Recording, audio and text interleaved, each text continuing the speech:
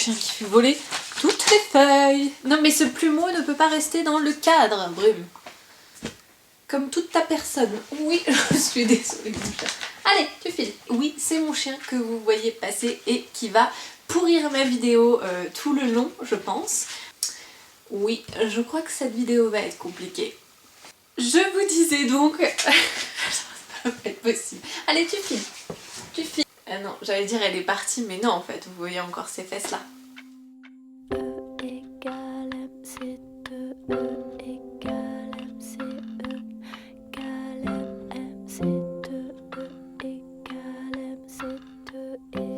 Bonjour à tous, j'espère que vous allez bien. Je vous retrouve aujourd'hui après quelques années de silence sur la chaîne pour vous proposer une vidéo qui me tient vraiment à cœur et j'espère que celle-ci va me remettre un petit peu le pied à l'étrier sur la chaîne et même dans la lecture en général parce que j'ai vraiment envie de m'y remettre, même si je lis quand même régulièrement. J'ai vraiment envie de pouvoir proposer des vidéos, mais pour proposer des vidéos il faut avoir un rythme de lecture qui est plutôt soutenu afin de vous proposer des choses régulièrement et des choses qui sont un petit peu plus variées.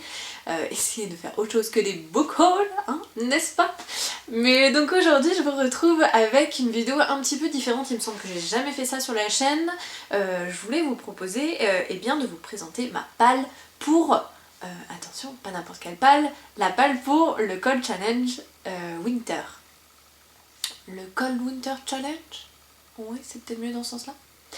Bref, si vous ne connaissez pas, le Cold Winter Challenge est en fait un challenge qui est en place sur Booktube depuis quelques années maintenant. C'est Margot de la chaîne Margot Liseuse qui l'a mis en place pendant très longtemps et cette année il y a eu un petit changement de propriétaire, un changement de maman comme elle le dit si bien. Donc aujourd'hui c'est Laure de la chaîne Enluminée qui a repris le challenge. Si vous ne savez pas en quoi consiste le Cold Winter Challenge, je vais réussir à le dire dans le bon sens. En fait, le but c'est de lire des livres en lien avec Noël, avec l'hiver, et de pouvoir tenir sur la totalité de cette saison, donc du 1er décembre jusqu'au 28 février si je ne m'abuse. Laure de la chaîne Enluminée a proposé différents menus à respecter, puisque pour réussir le challenge, il vous faut réaliser un certain nombre de lectures qui rentrent dans certaines catégories pour pouvoir valider le challenge. Alors, moi personnellement, c'est un challenge que je teste tous les ans. Je me fais à chaque fois des piles à lire de malade et j'arrive jamais à tout lire, mais à vrai dire, c'est pas vraiment mon but. Mon but c'est surtout de pouvoir me créer une pile à lire, même si je ne la respecte pas, chose qui arrive très souvent. Mais c'est surtout de pouvoir avoir des livres qui rentrent dans le thème et de pouvoir échanger en fait, puisqu'il y a toute une communauté qui se crée à ce moment-là et c'est super sympa de pouvoir échanger sur des lectures avec des passionnés. C'est surtout ça qui est cool. Donc là cette année, Laure nous a proposé, je vais prendre mon téléphone parce que je me souviens plus exactement des menus, mais donc 3 challenges. Il y a le challenge Une vie de lutin où il faut lire en fait un livre d'une sous-catégorie dans un des menus qu'elle a concocté tout simplement. Le deuxième challenge c'est Flocons de neige, donc il faut lire 2 sous-catégories des 2 menus que vous choisissez dans l'ensemble des menus. Et enfin le dernier challenge c'est Mordu de l'hiver où il faut lire toutes les sous-catégories des 4 menus, voire des 5 menus puisqu'il y a un menu bonus cette année pour pouvoir réaliser et gagner ce challenge. Challenge qui est bien sûr personnel. Hein. Moi je me sentais pas vraiment déjà de faire le premier, ça ne m'intéressait pas parce qu'il est vraiment très léger.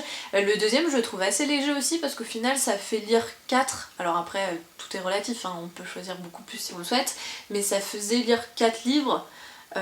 Et le dernier me tentait pas plus que ça non plus parce qu'il y a certaines sous-catégories qui moi ne me plaisent pas forcément ou dans lequel j'étais pas du tout inspirée, donc du coup je me suis dit que j'allais faire un mix un petit peu entre les deux, donc entre le challenge Flocons de neige et le Mordu de l'hiver. Donc sans plus attendre, je vais vous présenter les différents livres que j'ai choisi de lire et dans quelle catégorie et dans quel menu je les ai rangés tout simplement. Donc je m'empare toujours de mon petit téléphone parce qu'au moins j'ai tous les menus qui sont écrits dessus, c'est quand même beaucoup plus simple pour pouvoir vous dire ce qui a été choisi, et j'ai ma pile de livres qui est juste à côté, donc je vais vous présenter tout ça et puis j'espère que ça peut potentiellement vous donner des idées de lecture pour cette période hivernale qui arrive à grands pas. Vous voyez, moi j'ai déjà installé mon petit sapin de Noël avec des petites décorations au niveau de ma bibliothèque. Bon, j'ai fait ça assez light parce que du coup je ne suis pas vraiment chez moi, même si j'ai pu installer mes bibliothèques dans le salon de mes parents, hein, pour leur plus grande joie. Mais je ne pouvais pas m'en passer, surtout pendant cette période de l'année où voilà, c'est juste trop bien et je peux passer des heures à regarder ma bibliothèque comme ça. C'est surtout ça qui est cool. Donc premier menu que nous a concocté lors de la chaîne Enluminée, ça s'appelle Magie de Noël. Vous avez 3 sous-catégories: Under the Mistletoe, Raclette et Danse de la Fée Dragée. Donc Under the Mistletoe, je ne sais pas si je le prononce bien avec mon super accent, c'est en fait romance de Noël ou livre feel good qui se passe à Noël, à l'Avent ou jour de l'an. J'ai décidé de vous présenter 2 livres qui rentrent dans cette catégorie, dans cette première catégorie. Il s'agit de Sur ma liste de Rosie Black et c'est aux éditions LJ. C'est une romance de Noël en fait, hein, tout simplement. Je l'avais acheté il y a 2 ans peut-être. Donc là on va retrouver Clara en fait, qui est une petite nana qui voyage partout en fait et qui va se retrouver dans un petit village en Angleterre. C'est quelqu'un qui est très humaine, qui va se familiariser avec les gens de ce petit village, et dans ce petit village il y a une boutique de jouets mais qui clairement a du mal à survivre. Et Clara va décider de faire ce qu'elle peut pour sauver cette petite boutique et puis pour pouvoir tout simplement redonner de la joie aux gens qui l'entourent, à tous ces enfants qui sont très très tristes de voir ce magasin de jouets fermé. Et elle y arrive plutôt bien grâce à tout ce qu'elle a pu vivre avant et puis à sa créativité. C'est sans compter l'arrivée de Joe qui est le fils du propriétaire et qui va tenter de démasquer ce qu'est vraiment Clara, parce que lui il n'apporte pas vraiment dans son cœur. Et bref, ça reste une romance de Noël, donc on se doute bien que finalement Joe et Clara ne vont pas rester des ennemis très longtemps. Bref, ça a l'air d'être une petite lecture toute mignonne, toute douce, qui se prête complètement au thème de l'hiver et du côté feel good, etc. etc. Deuxième lecture qui fait partie de cette catégorie Under the Mistletoe, évidemment le dernier Sophie Jomain, Les étoiles brillent plus fort en hiver, c'est aux éditions Charleston. J'adore Sophie Jomain. J'adore Sophie Jomain, c'est une autrice que j'apprécie vraiment particulièrement. J'ai adoré ses derniers livres, notamment Quand la nuit devient jour, qui est sur l'idée d'euthanasie, clairement. Enfin, j'avais trouvé ce roman, mais il m'avait complètement chamboulée, je l'avais trouvé vraiment très très fort.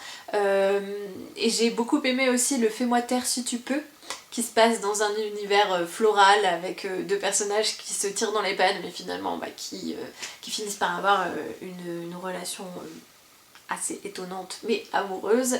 Et c'est une plume qui est tellement douce. J'ai beaucoup aimé aussi son petit roman qui est sorti, qui était une réécriture de La Belle et la Bête.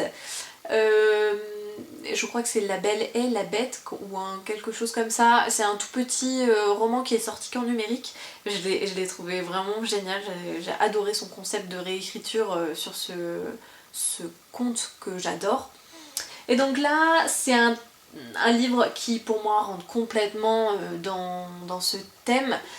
Donc c'est pareil, ça va être une histoire de romance avec un personnage qui travaille au niveau des galeries, dans les grands magasins, avec toute cette effervescence qui est créée en période de Noël, avec beaucoup de stress, mais aussi on est à fond pour avoir travaillé dans la vente. C'est vraiment ça, c'est une période qui est très dure mais finalement où on est vraiment à fond dedans et qui est très très grisante. Puis tout ne va pas se passer comme prévu parce qu'il va y avoir une histoire de patron qui tire dans les pattes de sa collègue, mais finalement un peu comme l'autre, hein, de toute façon c'est les romances de Noël, c'est-à-dire qu'on part sur deux personnes qui de base ne s'apprécient pas et il va se passer des choses, c'est la magie de Noël et tout à coup l'amour arrive, tombant du ciel, c'est magnifique.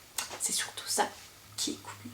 Bref, le dernier Sophie Jomain qui a l'air juste trop bien et il me tarde vraiment de me plonger dans cette lecture. Deuxième sous-catégorie, donc du coup il s'agit de raclette.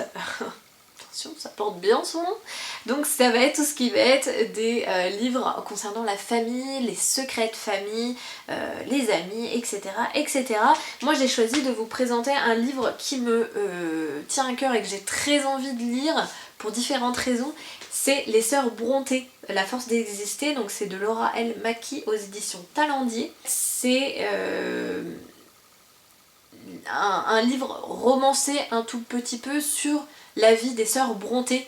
Les sœurs Brontë, je sais pas si ça vous parle, en fait ce sont des femmes, donc toutes sœurs qui ont toutes les trois, il me semble, si je dis pas de bêtises, moi j'en connais surtout deux, qui ont écrit des livres qui ont marqué plutôt leur temps.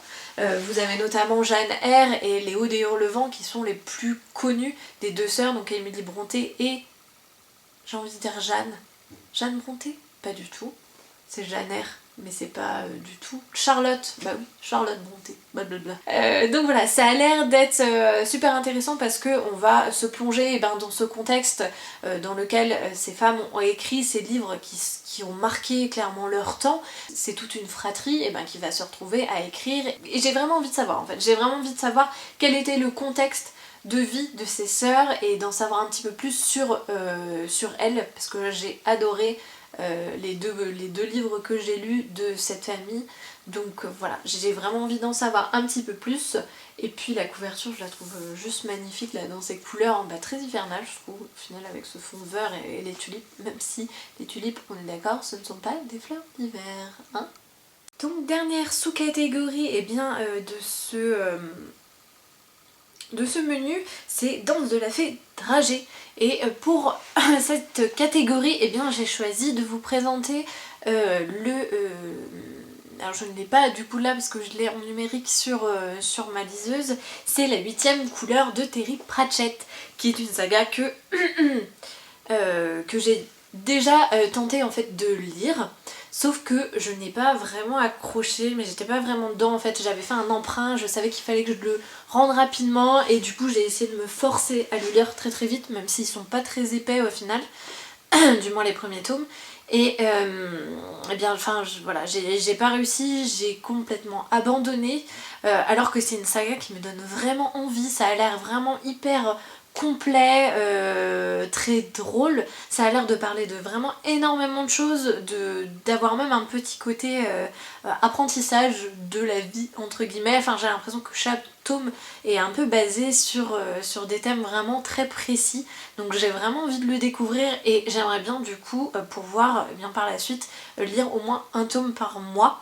C'est un petit peu le but, donc à voir si là je peux m'y tenir pendant le challenge, mais là le but ce serait vraiment de lire au moins le premier pour ce challenge, et donc là il rentre parfaitement dans Danse de la Fée dragée puisque c'est rêve, univers onirique, fantasy ou fantastique. Et étant donné qu'on est sur un univers très complet avec des sorcières, avec des gnomes, avec des nains, avec tout ce que vous voulez, ça a l'air d'être vraiment très complet, très farfelu, enfin voilà.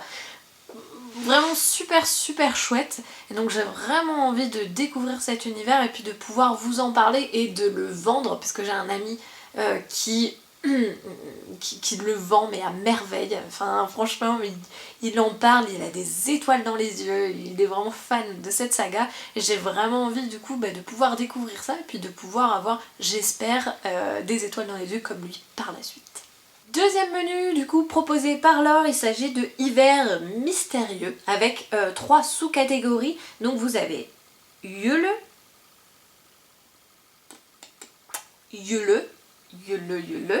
Reine des Neiges et New Year's New Me. Donc là dans cette catégorie, moi j'ai décidé de laisser un petit peu de côté Yule, c'est tout ce qui est mythologie, légende, divinité. Pourtant j'ai des livres dans ma bibliothèque qui pourraient rentrer dedans, mais je sais pas, je n'étais pas forcément inspirée par ce thème là pour cette année. Peut-être que ça changera et peut-être qu'au final il y aura des bonnes surprises et des choses qui arriveront plus tard dans ma palle, mais pour l'instant c'est vraiment pas le cas.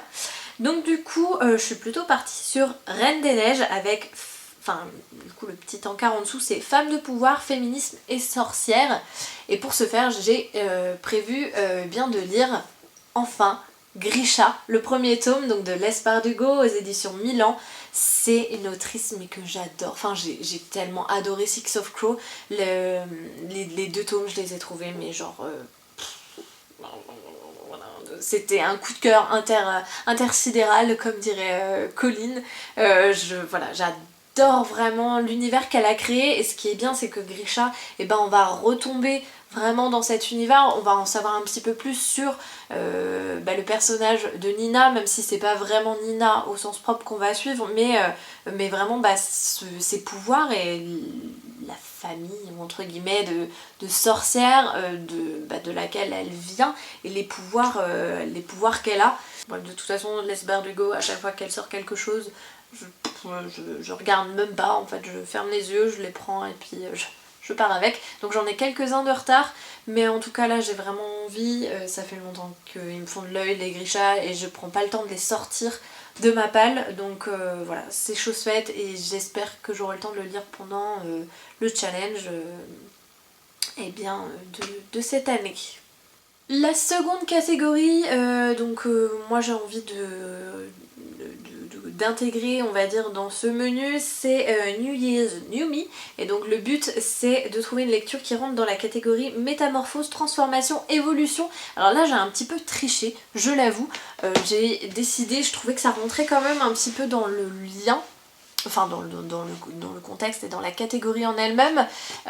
Il s'agit de Tout va me manquer de Juliette Adam et c'est aux éditions Fayard.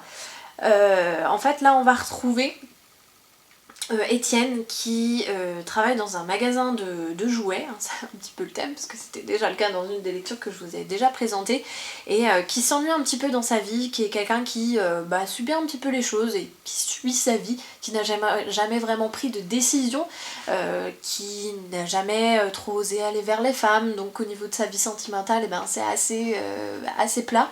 Et le jour d'un carnaval, eh bien il va tomber sur Chloé qui voilà, il sait pas vraiment ce qui va se passer, mais il va avoir envie d'aller vers cette personne, il va avoir envie d'essayer en fait, d'essayer quelque chose, et c'est une rencontre qui va être assez forte, de ce que je comprends au niveau de la quatrième. C'est un personnage qui est complètement différent de ce que peut être Étienne, elle est très inflammable, elle est très explosive, donc ça va créer un fossé entre les deux, mais finalement on dit aussi que les opposés s'attirent, donc je pense que c'est vraiment dans cette idée-là que va tourner cette histoire, et j'ai vraiment hâte de le découvrir. Je sais pas pourquoi il m'a attirée, en plus il est pas spécialement, enfin voilà, au niveau de la couverture c'est vraiment tout simple, je connais pas du tout cette autrice. Juliette Adam, elle a l'air assez jeune du moins sur sa photo, donc je pense qu'on est sur un premier ou un deuxième roman, mais en tout cas ça me parle complètement. Enfin après c'est peut-être que c'est le titre qui m'a parlé aussi en lien à des choses beaucoup plus personnelles. Voilà, j'avais vraiment envie de le découvrir et je me suis dit pourquoi pas l'intégrer. Je sais pas, pour moi il y a cette notion justement d'évolution et de métamorphose, parce qu'on est sur quelqu'un de très réservé qui n'ose pas du tout vivre sa vie et qui va un jour hop passer le pas et qui va potentiellement tomber sur quelqu'un qui va le faire vibrer et pourquoi pas l'emmener bien au-delà de toutes ses espérances. Troisième menu, il s'agit de Marcher ensemble dans la neige. Attention, c'est une appellation qui fait rêver. Et donc on a toujours trois catégories: Reine du Père Noël, Aurore boréale et Carol of the Bells. Donc la Reine du Père Noël, c'est animaux, nature, écologie. Et pour ce faire, j'ai prévu du coup de finir de lire parce que je l'avais déjà commencé, j'étais pas allée jusqu'au bout parce que c'est quand même une bonne bricasse. C'est un roman graphique, Un rêve de renard, donc c'est de Mina Sundberg aux éditions Achilleos. C'est un roman graphique mais qui est juste tellement beau, il m'avait fait de l'œil juste par la couverture.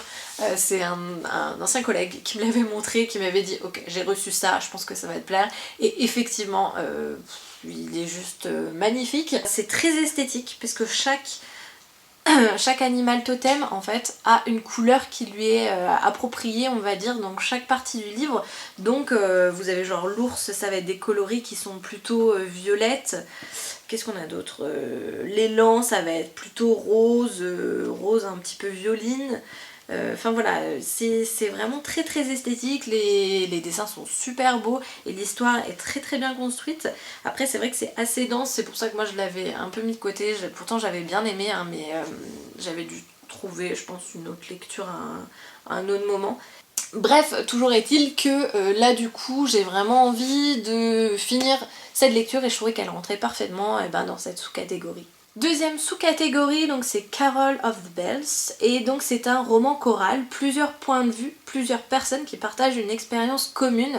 Et là j'ai décidé de vous présenter et de lire surtout le dernier Manon Fargueton que j'adore. Mais enfin j'adore son écriture, donc c'est À quoi rêvent les étoiles. J'ai une amie qui m'en a dit énormément de bien, elle m'a dit qu'il était trop bien et de toute façon c'est vraiment une autrice que j'affectionne particulièrement. Et là ça va être vraiment ça, c'est vraiment différents humains qui ont chacun leur petite vie et puis ils vont tous se croiser. Donc là on va croiser Titouan, Alix, Luce, Gabriel et Armand. Et voilà, 5 personnages, 5 solitudes que tout sépare. Il suffira pourtant d'un numéro inconnu s'affichant sur le téléphone pour que leur existence s'entrelace. Donc ça rentre complètement dans le thème. J'en sais pas beaucoup plus et j'ai pas trop envie en fait d'en savoir plus. J'avoue que j'ai vu qu'il plaisait beaucoup sur la blogosphère mais j'ai pas envie en fait de savoir de quoi il parle. J'ai envie de me laisser complètement surprendre par les histoires. Enfin de toute façon c'est souvent le cas avec Manon Fargueton, j'aime vraiment son univers et sa plume, je trouve qu'elle a un côté poétique mais qui est vraiment dans toute sa personne. Enfin, quand on la voit jouer du violoncelle, chanter, etc., elle dégage mais une créativité et une poésie qui est juste sublime et qui se reflète vraiment dans ses livres. Donc voilà, chaque fois c'est des petites pépites. Donc là, je suis ravie d'en avoir une pour cet hiver et je sais déjà que en fait ça va me plaire, donc voilà. Menu suivant, il s'agit de Hiver obscur. Donc là, on tombe, attention, dans les choses un petit peu plus... les choses qui me font un peu être flippette, vous voyez. Donc les fantômes, les thrillers, tout ce genre de choses. À savoir que je suis pas très portée sur la chose en termes de lecture, j'en ai très peu dans ma bibliothèque et j'en lis très peu, mais de temps en temps quand même il y a des choses qui me parlent. Donc là les 3 sous-catégories c'est Fantômes des Noëls passés, Frissonner sous un plaid ou Nuit du solstice. Donc Fantômes des Noëls passés, ça va être fantômes revenant, voyage temporel, jeu avec les époques. Et en fait ça a été très simple de choisir un livre parce que j'avais très envie de le relire. Et il s'agit d'un chant de Noël de Charles Dickens. Donc là il est aux éditions Livre de Poche. J'avais tellement adoré quand je l'avais lu, je crois que je l'ai déjà lu 2 fois. C'est vraiment une histoire que j'adore. Et je vais le mettre en lien avec une réécriture que j'ai vu passer avec une amie et du coup je pense que je vais me le procurer. C'est Le Dernier Esprit de Noël, donc de Chris Priestley. Qui est une réécriture ou un préquel, enfin je sais pas vraiment, mais je me suis dit que ça pouvait être trop cool en fait de lire celui-là et de lire l'autre, sachant qu'en plus c'est une lecture jeunesse, il me semble, il est assez court, donc les deux peuvent vraiment, parce que celui-ci, je sais pas combien de pages il fait, une centaine ? Ouais, 150 pages, enfin bon, il se lit vraiment super bien et je trouve que ça c'est vraiment le livre de Noël en fait. Pour moi c'est mon classique de Noël, je le trouve, je sais pas, c'est la base. C'est la base en fait de Noël et puis là du coup Fantômes des Noëls passés, enfin c'est clairement ça, c'est l'histoire de Monsieur Scrooge, moi je dis Scrooge, je sais pas si c'est Scrooge mais bref. Et en fait c'est un monsieur qui est un peu pingre et enfin voilà qui arrive plus à se réjouir de Noël, qui est très qui est très négatif surtout, notamment dans cette période-là, tous les nerfs, tout l'exaspère, et alors qu'il vient de perdre en plus un de ses associés, il n'est pas du tout plus enclin à la tristesse ou autre, non, non, lui il n'y a que l'argent qui compte, et en fait il va être visité le soir de Noël par les différents esprits de Noël, l'esprit de Noël passé, l'esprit de Noël futur et l'esprit de Noël présent. Donc ça va lui faire prendre conscience de beaucoup de choses, et c'est c'est une sorte de voyage initiatique même pour une personne adulte quoi, mais voilà, c'est vraiment un personnage qui est chouette, en fait sur lequel on s'attache, alors qu'au début c'est quelqu'un qu'on déteste, qui est vraiment méchant, qui est hyper froid et tout, donc voilà. Et je suis vraiment curieuse de voir cette réécriture. Je vous mettrai du coup l'image juste ici, comme ça vous pourrez voir à quoi ressemble. Alors déjà en plus la jaquette elle est juste magnifique, enfin la première de couverture, donc ça donne encore plus envie. Mais voilà, j'aimerais bien faire justement cette petite comparaison entre les deux pendant ce challenge, donc à voir. Mais après je me le suis pas encore procuré, donc il arrivera un petit peu plus tard je pense dans ma bibliothèque, donc je peux pas vous le présenter en physique là, mais bon ça pose pas trop de problème, je pense. Sous-catégorie suivante, donc c'est frissonner sous un plaid, donc ça va être tout ce qui est horreur, épouvante, thriller, suspense. Là j'ai choisi de vous présenter un livre qui m'a fait de l'œil assez rapidement. On n'en a pas forcément entendu beaucoup parler, pourtant son père est très très connu et a sorti un livre juste au même moment, je crois que les deux sont sortis au même moment. En fait c'est le livre de Jonathan Werber qui est le fils de Werber, comment s'appelle-t-il, de Bernard Werber. Vous avez le plus gros trou, c'est Werber quoi, enfin bref. Donc là c'est son premier roman, Là où les esprits ne dorment jamais, c'est aux éditions Plomb. J'étais très curieuse en fait déjà de découvrir la plume du fils, parce que j'aime beaucoup la plume du père, même si j'en ai pas lu énormément, mais c'est vrai qu'il a une plume qui est très... enfin voilà, qui est connue et qui est vraiment très très chouette. C'est des histoires moi que je trouve qui sont très bien construites, qui sont très intelligentes. Et donc du coup j'étais très curieuse de voir ce que pouvait donner le livre du fils. Donc là après on a l'air d'être sur une histoire de revenante avec un mystère qui se passe autour de 3 sœurs qui ont disparu. Et là on va suivre Jenny Martin qui est une prestidigitatrice de rue et qui va tenter de pousser un petit peu plus loin, d'aller un peu dans le surnaturel, et puis elle va tomber en fait sur le mystère des sœurs Fox, et il va y avoir un lien parce que Jenny en fait quelqu'un qui ne sait pas d'où elle vient, et finalement il va y avoir vraiment un lien entre elle et ses 3 sœurs, les sœurs Fox. Ne vous inquiétez pas, hein, c'est mon chien qui fait son lion à côté là, qui bâille. Mais pas d'inquiétude, hein, je n'ai pas de monstre à côté. Quoique. Donc voilà, c'est vrai que j'aurais pu le rentrer dans la catégorie peut-être amis, secret de famille, etc. C'est vrai que ça aurait pu rentrer, mais étant donné que là ça me semblait plus approprié, parce que c'est quand même une histoire de revenant, de magie, et mon chien descend, fait sa vie, hein. Voilà, pourri ma vidéo, hein, je ne te dirai rien. Je faisais trop de bruit apparemment. Donc voilà, enfin bref, en tout cas j'ai hâte de me plonger dans cette histoire plus... Enfin ça me fait un peu penser je sais pas pourquoi, à Miss Peregrine et les enfants perdus. J'ai l'impression que ça va être un petit peu dans cet univers là, enfin en tout cas moi je visualise les choses un petit peu comme ça.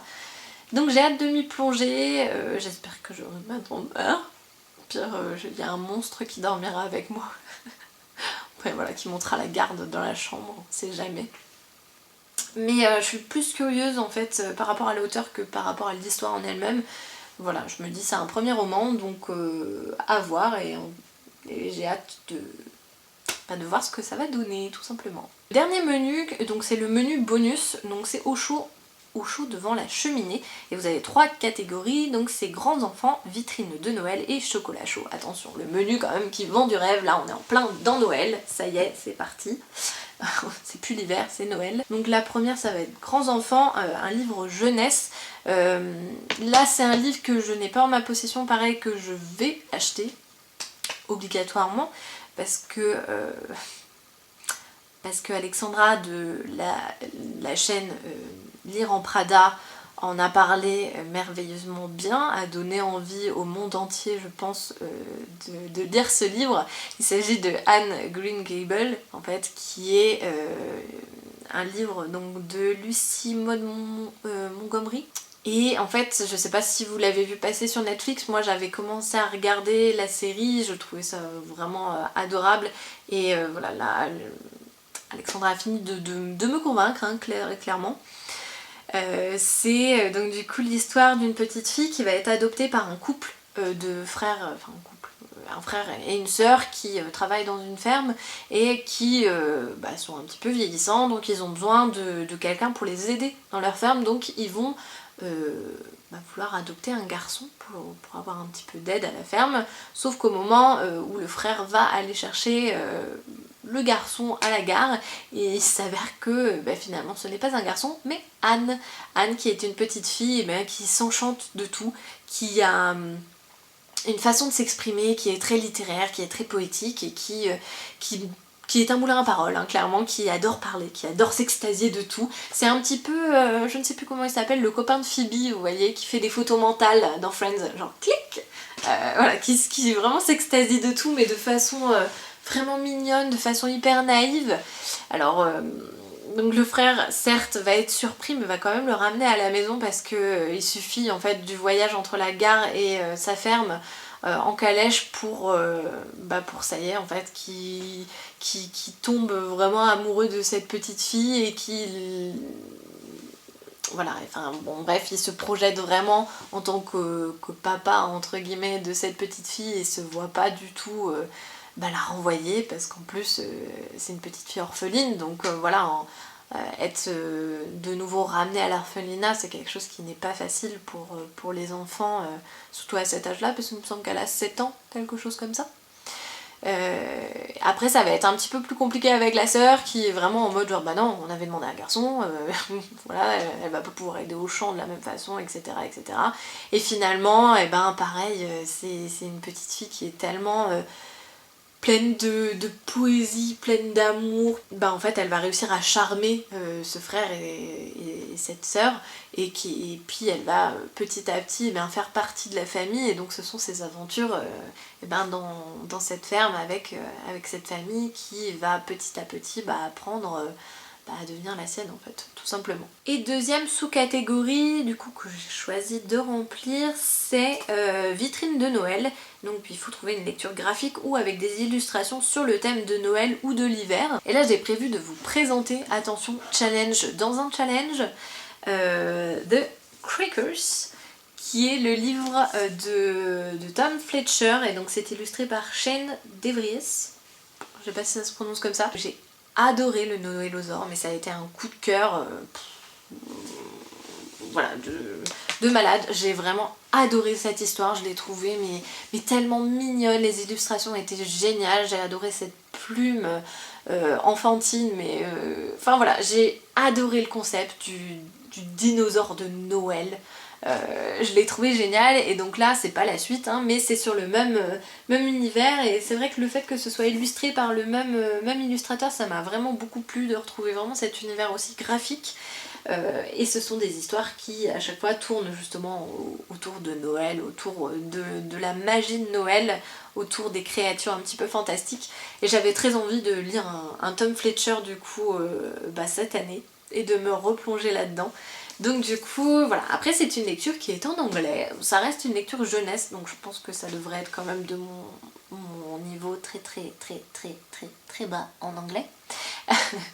Et j'espère que ce sera une bonne lecture quand même. Donc là ça va être une histoire d'un petit groupe d'enfants qui vont tenter de piéger des monstres et tenter de les combattre et de savoir à quoi ils ressemblent. Donc, je pense que ça va être voilà, le but de cette histoire, hein, de découvrir The Crackers. Et voilà, c'est un objet livre qui est juste trop beau, puis à chaque fois c'est des hardcovers sur les livres en anglais, bref, j'adore. Et ça fait un moment qu'il est dans ma palle, et c'est vrai que je me dis bah là c'est l'occasion de le sortir. Crackers.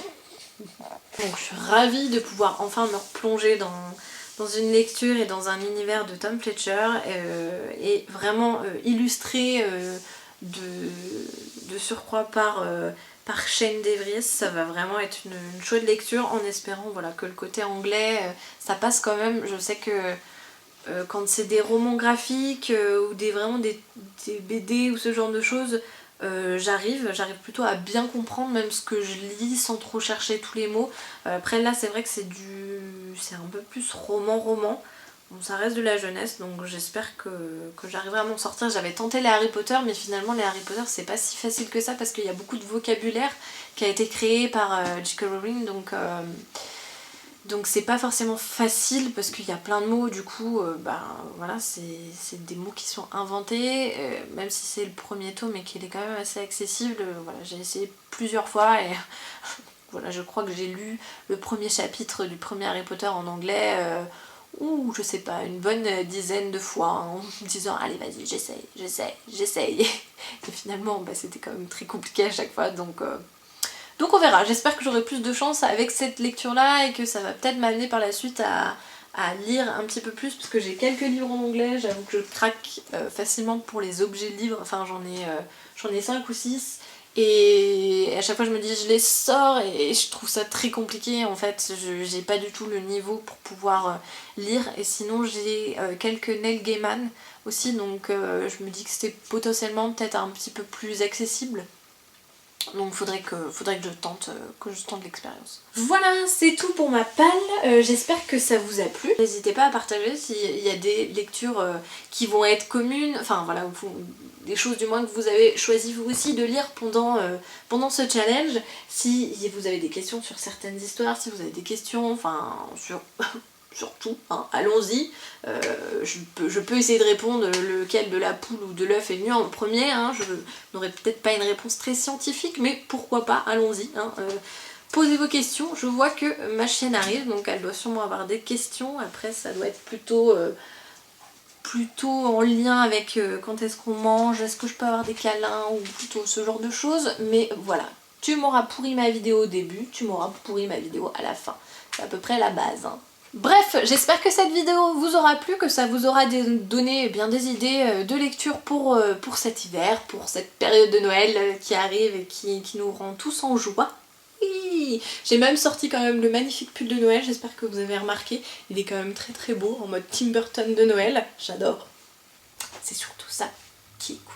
Bref, en tout cas j'espère encore une fois que ça vous a plu, et puis j'espère pouvoir vous proposer des vidéos un petit peu plus souvent et ne pas avoir un blanc de 3 ans comme ça qui casse une certaine dynamique que je n'avais pas précédemment, hein, mais bon.